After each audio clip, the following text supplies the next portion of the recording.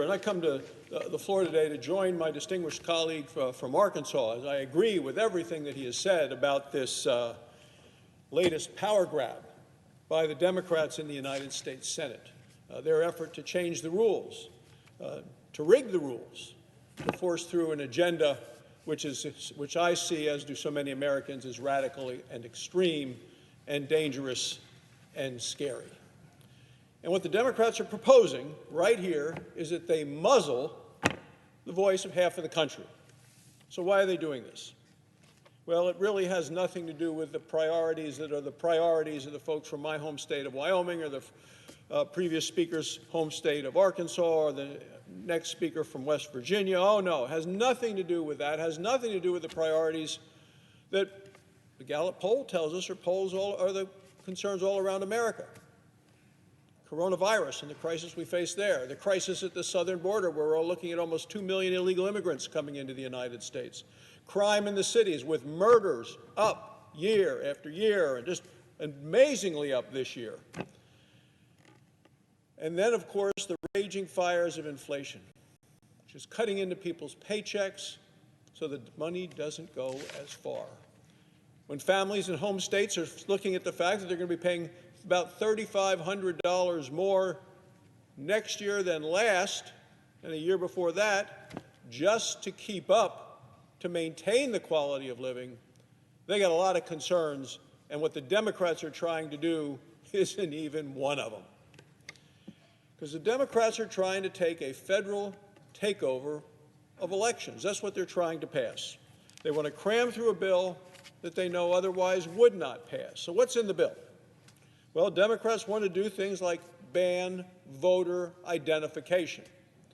You know, in my home state of Wyoming, and I know in the previous speaker's state of Arkansas and the soon-to-be speaker from West Virginia, we know that people believe if you want to get a ballot and you want to vote, you should have to prove you are who you say you are.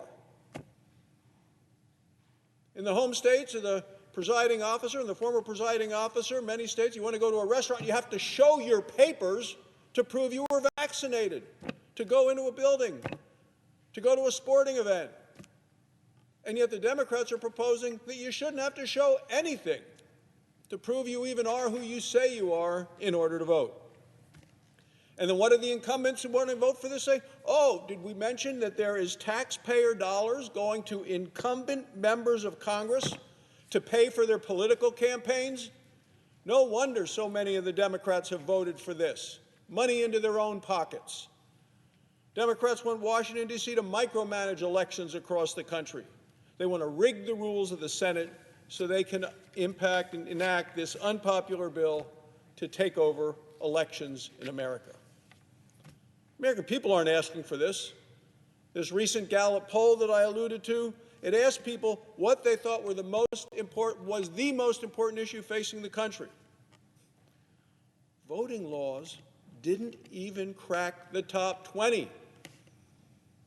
In a list of 23, it came in as 23rd. It is the Democrats' #1 priority, and it is the last priority of the American public.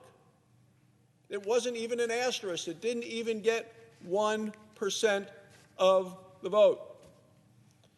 If Democrats take over the Senate to take over elections and break the rules of the Senate, there will be no stopping them from passing the rest of this dangerous and extreme agenda. Look, Democrats know that there's an election coming in November. They can read the polls.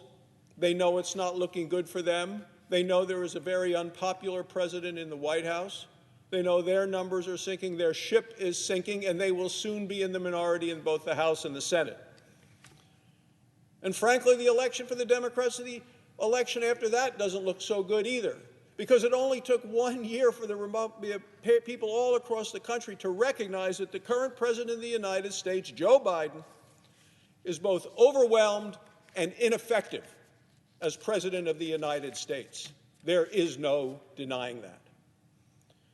Changing the rules, as the Democrats are proposing to do, really is their last chance to pass their left-wing fringe ideas. It's the last chance to pack the Supreme Court. Democrats in this body introduced legislation to pack the Supreme Court, add 4 Democrats to the court. Last chance to add new states to the Union. Last chance to give amnesty to millions of illegal immigrants. Last chance before Democrats lose control of the Congress. So why do they want to change the rules? It's because their agenda is so unpopular with the American people. I understand one Democrat said to another, we got to do it now because it's our last chance to force socialism on the American people, whether they want it or not. Instead of changing the rules, Democrats should change their agenda. Democrats should focus on what the American people say is important to them. It is our constituents that determine what's important to them. They are to communicate it to us. We are to represent them. What's important to them? Well, it's getting ahead of the coronavirus. It's securing the border. And it's really to stop adding fuel to the fire of inflation when paychecks can't keep up with the cost of gas and groceries. Wall Street Journal story yesterday about all the Democrats that signed a letter saying money from New England, members of this body, who said energy costs are so high the government should do something about it. This is after Joe Biden kills the Keystone XL pipeline, stops oil and gas exploration, and their own home states are blocking pipelines which could carry inexpensive energy to the people that live there, and yet the Democrats want the government to do more. The government has done enough damage already.